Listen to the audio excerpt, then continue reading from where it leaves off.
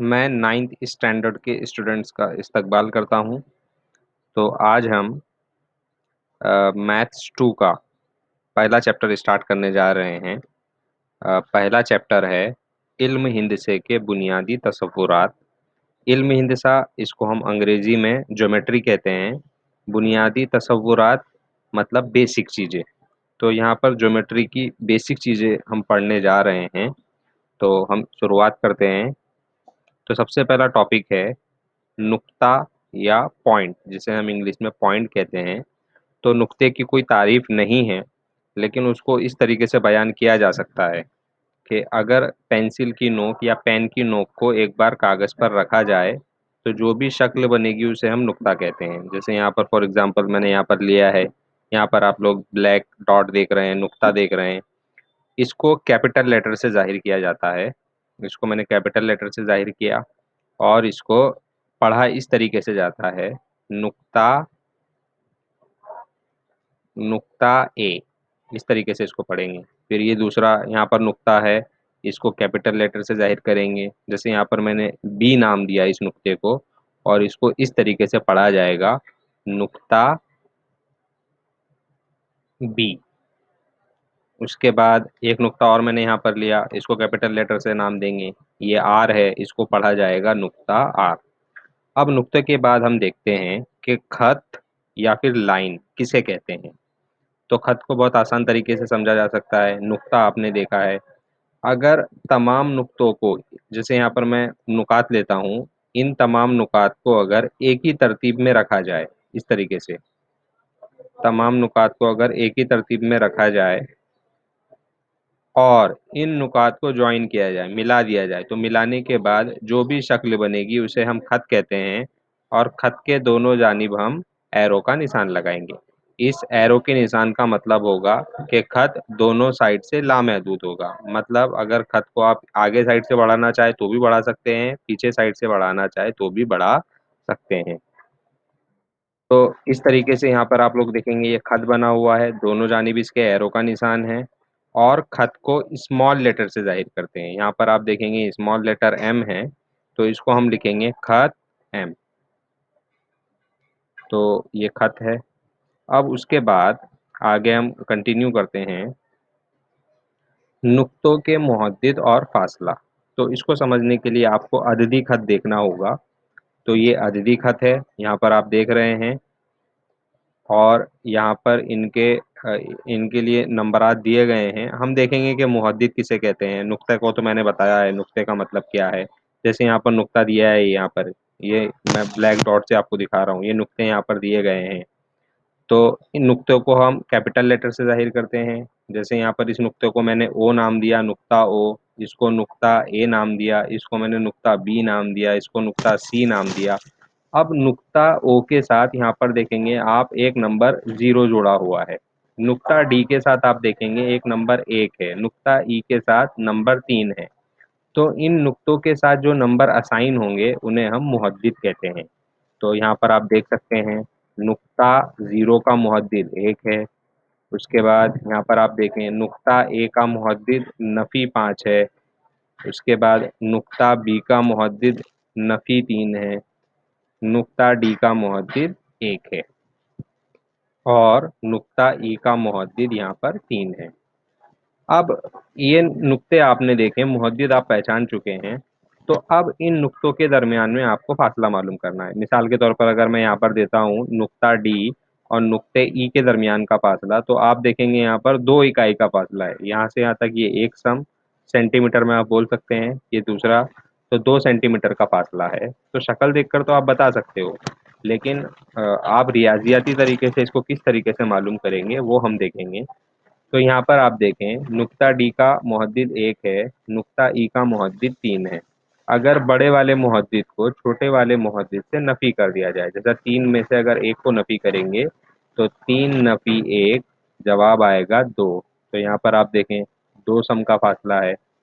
तो इसलिए दो नुक्तों के दरमियान में फासला मालूम करने के लिए ज़ाब्ता है, फासला बराबर बड़ा मुहद्दिद नफ़ी छोटा मुहद्दिद। तो इसकी मदद से हम दो नुकात के दरमियान का फासला मालूम कर सकते हैं। तो यहाँ पर आप लोग देखें, दो नुक्ते हैं। ई और डी। तो यहाँ पर ई, नुक्ता ई का मुहद्दिद 3 है, नुक्ता डी का मुहद्दिद 1 है। तो ज़ाब्ता है बड़ा मुहद्दिद नफ़ी छोटा मुहद्दिद। तो यहाँ पर हम लोग लिखेंगे ई और डी का फासला बराबर बड़ा मुहद्दिद, फिर नफ़ी की अलामत लगाएंगे, उसके बाद छोटा मुहद्दिद 1 है। अब इसको आगे हल करेंगे, 3 में से अगर एक को नफ़ी किया जाए तो 2 जवाब आएगा। तो यहाँ पर आप देख सकते हैं ई डी या डी ई का फासला 2 इकाई है। उसी के बाद एक एग्जांपल और देखते हैं हम लोग।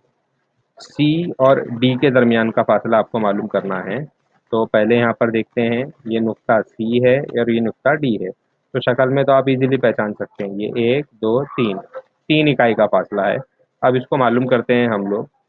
सी और डी में ई का मुहद्दिद, डी का मुहद्दिद 1 है और सी का मुहद्दिद नफ़ी 2 है। तो ज़ाब्ता लिखेंगे हम लोग बड़ा मुहद्दिद नफ़ी छोटा मुहद्दिद। बड़ा मुहद्दिद 1 है, छोटा मुहद्दिद नफ़ी 2 है। अब इसको सॉल्व करते हैं। नफ़ी और नफ़ी, बीच में ब्रैकेट है इसका मतलब ज़रब की अलामत है। तो नफ़ी और नफ़ी जमा होता है, तो यहाँ पर जमा आएगा, फिर एक में 2 जमा करते हैं तो 3 आएगा। तो इसलिए आप देख सकते हैं कि सी और डी के दरमियान में 3 इकाई का फासला है। अब ये देखने के बाद, 2 नुक्ते देखने के बाद, अब यहाँ पर हम 3 नुक्तों की बात करेंगे और उसमें देखेंगे दरमियानियत क्या होता है। जैसे अगर आपको दिया जाए कि 3 नुकात हैं पी क्यू आर और तीनों नुकात हमखती हैं। अब हमखती का मतलब क्या है? जैसे यहाँ पर एक लाइन है, इस लाइन पर मैंने ऐसे 3 नुक्ते आपको दिए हैं। पहला नुक्ता पी, दूसरा नुक्ता क्यू और तीसरा नुक्ता आर। अगर 3 नुकात एक ही लाइन पर वाक़या होंगे तो उसे हम हमखती नुकात कहेंगे। अगर वो अलग-अलग हैं, मतलब एक ही लाइन पर नहीं है, फॉर एग्ज़ाम्पल यहाँ पर नुक्ता मैंने पी दिया और यहाँ पर नुक्ता क्यू है और यहाँ पर आर है।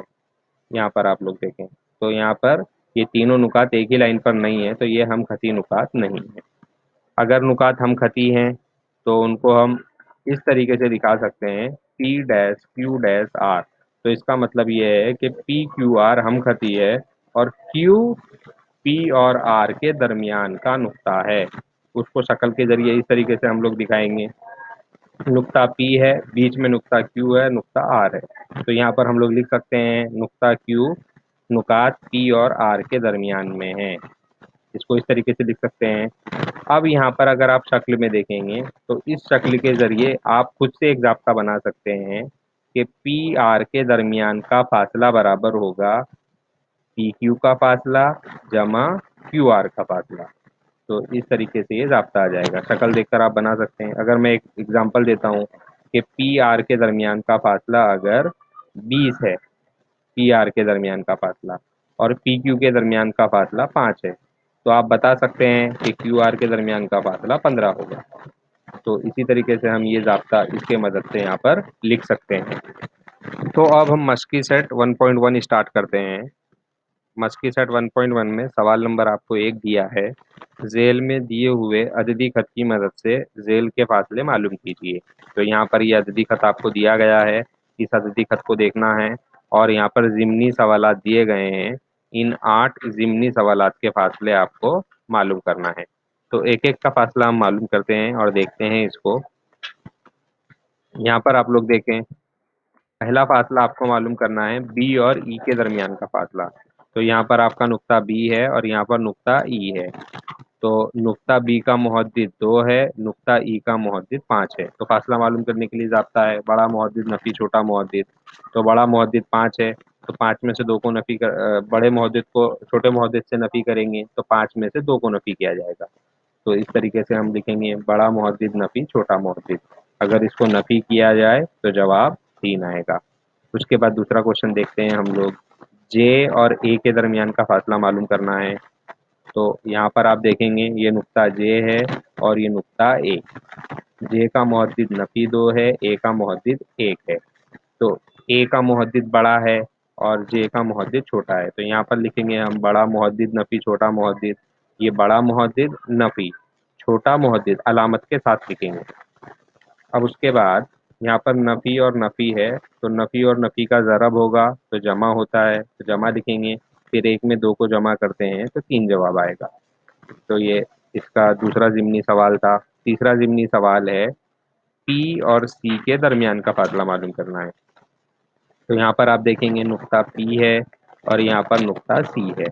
तो पी का मुहद्दिद नफी 4 है, सी का मुहद्दिद 3 है।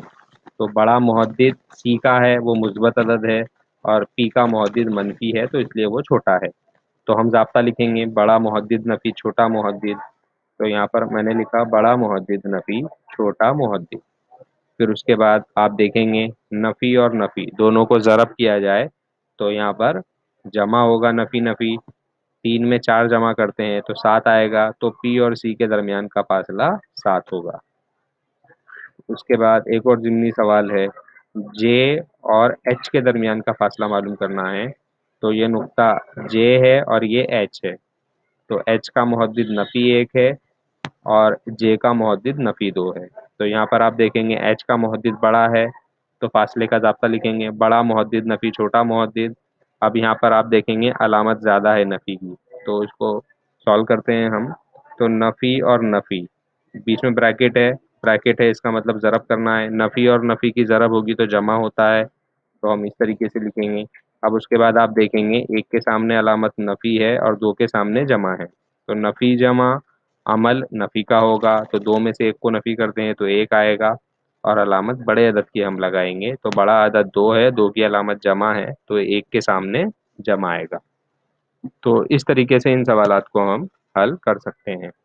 अब इसके बाद मेन क्वेश्चन 2 देखते हैं। तो मेन क्वेश्चन 2 है, नुक्ता ए का मुहद्दिद एक्स और नुक्ता बी का मुहद्दिद वाई है। तो झेल के ताल्लुक से ए और बी के दरमियान का फासला मालूम कीजिए। तो यहाँ पर नुक्ता ए का मुहद्दिद एक्स है और नुक्ता बी का मुहद्दिद वाई है। तो 6 ज़िमनी सवालात हैं यहाँ पर। पहला सवाल है, ये दूसरा, तीसरा, चौथा, पांचवा, छठा, ऐसे 6 सवाल हैं, इनको हमें हल करना है। तो हम देखते हैं एक एक सवाल। तो पहला ज़िमनी सवाल है, मुहद्दिद एक्स की कीमत 1 है और मुहद्दिद वाई की कीमत 7 है। तो यहाँ पर फासला मालूम करना है, फासले के ज़ाब्ता इस्तेमाल करेंगे। तो ए और बी का फासला बराबर होगा वाई नफ़ी एक्स। यहाँ पर वाई मुहद्दिद बड़ा है और एक्स मुहद्दिद छोटा है, तो इसलिए वाई नफ़ी एक्स। अब कीमत लिखेंगे, वाई की कीमत 7 है तो वाई के नीचे 7 लिखेंगे, फिर नफ़ी की अलामत लिखेंगे, फिर एक्स एक्स की नीचे 1 लिखेंगे। तो ये आपकी नेक्स्ट स्टेप आएगी। फिर 7 में से 1 को नफ़ी करते हैं तो जवाब 6 आएगा। तो ए और बी का फासला बराबर 6। अब दूसरा ज़िमनी सवाल, एक्स की कीमत 6 है, वाई की कीमत 2 है। तो यहाँ पर आप देखेंगे मुहद्दिद एक्स बड़ा है और मुहद्दिद वाई छोटा है। तो यहाँ पर आपका ज़ाब्ता आएगा एक्स नफ़ी वाई। फिर कीमत लिखेंगे, एक्स की कीमत 6 है तो एक्स के नीचे 6 लिखेंगे, फिर नफ़ी की अलामत, फिर वाई की कीमत नफ़ी 2 है तो वाई की जगह पर नफ़ी 2 लिखेंगे। तो ये आपकी नेक्स्ट स्टेप आएगी, 6 नफ़ी नफ़ी 2। फिर साथ सामने सामने नफ़ी और नफ़ी की अलामत है, बीच में ब्रैकेट है, इसका मतलब ज़रब है। तो नफ़ी और नफ़ी को ज़रब किया जाए तो जमा का अमल होता है, तो यहाँ पर हम इस तरीके से लिखेंगे। तो 6 में 2 जमा किया जाए तो जवाब 8 आएगा। सवाल नंबर 2 के बाद अब सवाल नंबर 3 देखते हैं। सवाल नंबर 3 आपको दिया हुआ है, झेल में दी हुई मालूमात के मुताबिक कौन सा नुक्ता दीगर दो नुकात के दरमियान है, तय कीजिए। दिए हुए नुकात गैर हमखती हो तो उसे भी लिखिए। तो यहाँ पर आपको बताना है जो नुकात हैं वो हमखती हैं या गैर हमखती हैं। तो यहाँ पर आपको 6 ज़िमनी सवालात दिए गए हैं। तो पहला सवाल है, पी आर का फासला बराबर 7 है, पी और क्यू के दरमियान का फासला 10 है, क्यू और आर के दरमियान का फासला 3 है। तो आपको बताना है कि यहाँ पर 3 नुकात हैं पी क्यू आर, वो हमखती हैं या नहीं।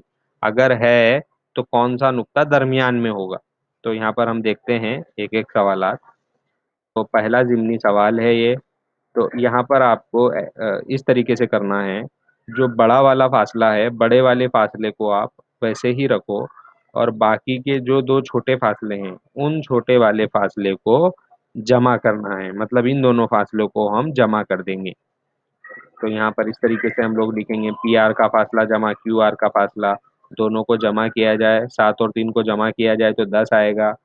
फिर उसके बाद देखो आप, बड़ा वाला फासला भी आपको 10 दिया गया है, तो बड़ा वाला फासला 10, तो इसको हम मसावात नंबर 1 कहेंगे, इसको मसावात नंबर 2। तो मसावात 1 और 2 से हम लिख सकते हैं कि पी क्यू का फासला बराबर होगा पी आर का फासला जमा क्यू आर का फासला। तो मसावात 1 और 2 से इस तरीके से आप लिख सकते हैं। अब यहाँ पर आप लोग देखेंगे पी क्यू, ये बड़ा वाला फासला है। इसका मतलब ये है अगर हम शक्ल बनाएंगे तो शक्ल में स्टार्टिंग पॉइंट पी होगा और एंडिंग पॉइंट क्यू होगा। तो इसका मतलब ये है कि बीच में नुक्ता आर आएगा। तो यहाँ पर आप बता सकते हैं नुक्ता आर पी और क्यू के दरमियान में है। तो इसलिए ये जाब्ता आपको मिला है, पी क्यू का फासला जमा पी आर का फासला जमा क्यू आर का फासला। तो यहाँ पर आप बता सकते हैं कि नुकात हमखती हैं क्योंकि पी क्यू का फासला बराबर है पी आर का फासला जमा क्यू आर का फासला। ये हमखती नुकात की अलामत है। और यहाँ पर आप देख सकते हैं नुक्ता आर पी और क्यू के दरमियान में वाक़ है। तो ये पहला ज़िमनी सवाल था। अब दूसरा सवाल हम देखते हैं। दूसरा सवाल है आर एस का फासला बराबर 8, एस टी का फासला बराबर 6, आर टी का फासला बराबर 4। ये आपको दिया गया। तो यहाँ पर आप देखेंगे सबसे बड़ा फासला कौन सा है, तो सबसे बड़ा फासला आर एस है, तो इसको छोड़ दो और बाकी के 2 फासले हैं, इन दोनों फासलों को हम जमा करेंगे। तो इस तरीके से मैं दोनों फासले को जमा करूँगा। तो 6 और 4 को अगर जमा किया जाए तो 10 आएगा और बड़ा वाला फासला आपके पास है यहाँ पर 8, तो ये 8। तो ये मसावात नंबर 1 और ये मसावात नंबर 2। तो मसावात 1 और 2 से आप देख सकते हैं कि जो आर एस का फासला है इन दोनों फासले के मजमूए के बराबर नहीं है। तो इसका मतलब ये है कि नुकात आर एस और टी ये नुकात हमखती नहीं होंगे। तो इस तरीके से आप इनको पहचान सकते हैं कि हमखती नुकात हैं या नहीं। अब सवालात हल करने के बाद मेन क्वेश्चन 6 हम लोग देखते हैं। सवाल नंबर 6 है शक्ल बनाकर झेल के सवालात के जवाबात लिखिए। तो यहाँ पर 3 ज़िमनी सवालात दिए गए हैं। पहला सवाल है अगर नुकात ए बी सी ये हमखती हैं तो ए सी की लंबाई 11 है, बी सी की लंबाई 6.5 है, तो ए बी की लंबाई कितनी होगी, ये आपको मालूम करना है। तो एक एक ज़िमनी सवालात हम लोग देखते हैं। तो यहाँ पर पहला ज़िमनी सवाल है, तो यहाँ पर आपको दिया गया है कि नुकात ए बी सी हमखती हैं और नुक्ता बी ए और सी के दरमियान में है। तो इसकी अगर हम शक्ल बनाएंगे तो इस तरीके से इसकी शक्ल आएगी। ए स्टार्टिंग पॉइंट है और सी एंडिंग पॉइंट है, तो बीच में बी आएगा। इसकी मदद से अब आप ज़ाब्ता लिख सकते हैं। तो आप लिख सकते हैं कि ए सी की लंबाई बराबर होगी ए बी की लंबाई जमा बी सी की लंबाई। तो इसकी मदद से ये ज़ाब्ता आ जाएगा। अब इनकी कीमत हम लोग लिखेंगे। ए सी की लंबाई 11 है तो ए सी के नीचे 11 लिखेंगे, बराबर के नीचे बराबर की अलामत आएगी। ए बी, ए बी हमें मालूम करना है तो उसके नीचे ए बी लिखेंगे, फिर जमा के नीचे जमा की अलामत बी सी। बी सी की लंबाई 6.5 है तो बी सी के नीचे 6.5 लिखेंगे। तो इस तरीके से ये आपकी नेक्स्ट स्टेप आएगी। अब उसके बाद आप लोग देखेंगे बराबर के ये जानिब में ए बी है, बराबर के ये जानिब में ए बी है, तो हम सिर्फ ए बी को रखेंगे, नंबर को दूसरे जानिब लेकर जाएंगे। तो 6.5 यहाँ जमा में है, दूसरे जानिब अगर उसको लेके जाते हैं तो नफ़ी में आएगा इस तरीके से। तो 11 को 6.5 से नफ़ी करेंगे। तो यहाँ पर हम नफ़ी करते हैं, 11 के बाद अशारिया नहीं है तो इसका मतलब अशारिया के बाद 0 है, 11.0 और यहाँ पर ये 6.5 है। तो अब इसको नफ़ी करते हैं हम। तो 0 में से 5 नहीं होता है तो बाजू से 1 हासिल लेंगे, तो ये 10 हो जाएगा। 10 में से 5 नफ़ी करते हैं तो 5 आएगा और अशारिया के नीचे अशारिया लिखेंगे। अब ये 0 है और यहाँ पर 1, तो ये 10 हुआ। 10 में से अगर 6 को नफ़ी करते हैं तो 4 आएगा। तो दोनों को नफ़ी किया जाए तो जवाब 4 आएगा। तो इसलिए ए बी की लंबाई बराबर 4.5। तो इस तरीके से सवालात आप हल कर सकते हैं। सवाल नंबर 2 है, यहाँ पर आप देख सकते हैं आर एस टी ये हमखती नुकात हैं। अगर इसकी शक्ल बनाएंगे तो इस तरीके से आएगी। आर स्टार्टिंग पॉइंट है, टी एंडिंग पॉइंट है और बीच में एस आएगा। तो इसकी मदद से आप ज़ाब्ता लिख सकते हैं आर टी का फासला बराबर होगा आर एस का फासला जमा एस टी का फासला। तो इस तरीके से आप ज़ाब्ता लिख सकते हैं। अब कीमत आप लिखेंगे, आर टी आपको मालूम करना है, वो जैसा है उसको एज इट इज़ लिखेंगे। आर एस की जगह पर 2.5 लिखेंगे, एस टी की जगह पर 3.7 लिखेंगे। तो इस तरीके से आपकी नेक्स्ट स्टेप आएगी। फिर 2.5 और 3.7 को जमा करेंगे, तो 2.5 और 3.7। तो अशारिया के नीचे हमें अशारिया लिखना है और उसके बाद नंबर लिखना है। अब जमा करेंगे तो 5 में 7 जमा करते हैं तो 12, 12 के 2, हासिल आया 1, फिर अशारिया के नीचे अशारिया लिखेंगे और इन तीनों को जमा करते हैं तो 6 आएगा, तो जवाब आएगा 6.2। तो इस तरीके से आर टी की लंबाई बराबर 6.2। तो इस तरीके से आप सवालात को हल कर सकते हैं।